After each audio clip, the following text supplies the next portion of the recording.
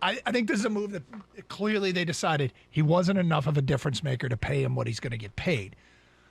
With that said, the early takeaway from this is the Lions will have 5 of the top 65 picks in the coming draft. So that is if everybody stays where they are. Right. They will have their own pick at 1. Yeah. They will have the Rams pick at 14. 14. They have their own pick at 33. They will have the Vikings pick at 62.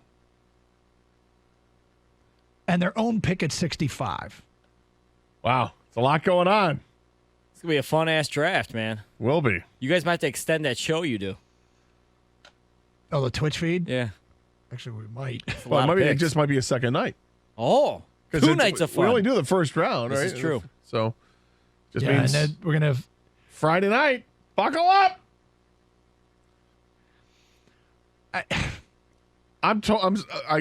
Let me say this. Okay. I'm fine with it. I liked Hockenson as a player. I feel like there's meat left on the bone. Like he's got so much more to offer. But somebody came up with an offer that makes me go, okay, take him. You would have had to pay him an extension that would put you in the uncomfortable zone. Instead, you get out of that. You're not costing yourself. You can use that money to spend on other areas that are necessary, like someone in the secondary, someone at linebacker, someone on the defensive line, somebody on the defensive side of the ball. Because linebacker wasn't, or because tight end, he's an asset, but they clearly look like they're trying to find other solutions to that. They drafted a tight end. They threw to Mitchell. They did. Everybody's radar went up. We saw Everybody thought it when they threw to Mitchell early in that game against the Dolphins. The Dolphins the other night. We all thought it. Mitchell's in the game. They're throwing to him. As soon as he caught it, Holmes goes, we're trading Hockenson. Yeah. All right, get on the horn. Brock Wright has emerged as he's not like he's no T.J. Hockenson in terms of catching the football and being an offensive threat, but he can catch the football and he can be a threat of some kind, and he can block. So it's not that Hockenson becomes expendable. It's that Hockenson becomes expendable when somebody offers you a second and third round pick, and you're flipping fourths to get him. Because I'm a little you're turning intrigued. that into younger players. I'm worried about that conditional fourth. I want to know what the conditions are, and is it a pick they can potentially keep?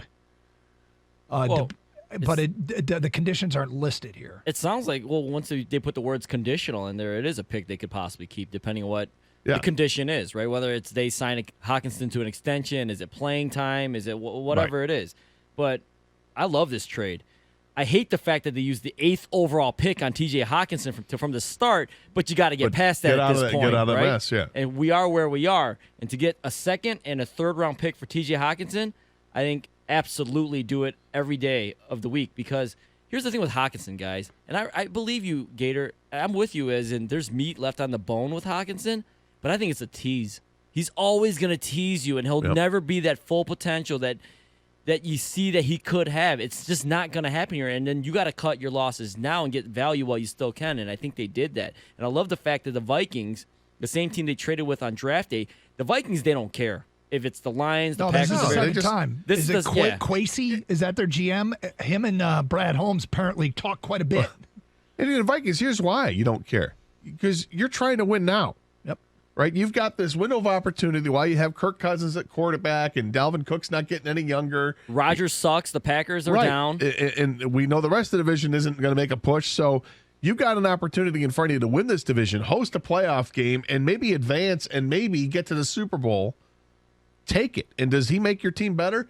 Yeah. Would this trade have gone down if Irv Smith didn't have a high ankle sprain? Probably not. But it did. And I think the Lions can be a lot better because of it. Will they be?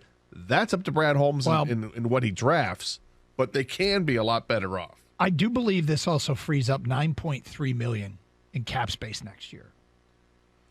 And that's a significant – I know, Gator, you believe in cap. Out of midair. You don't That's really. Legitimate $9 million. But that's a legitimate $9 million that they can improve. Now, Brad Holmes, don't go get Chris Board. No. Like, you have got to improve this team significantly in the offseason.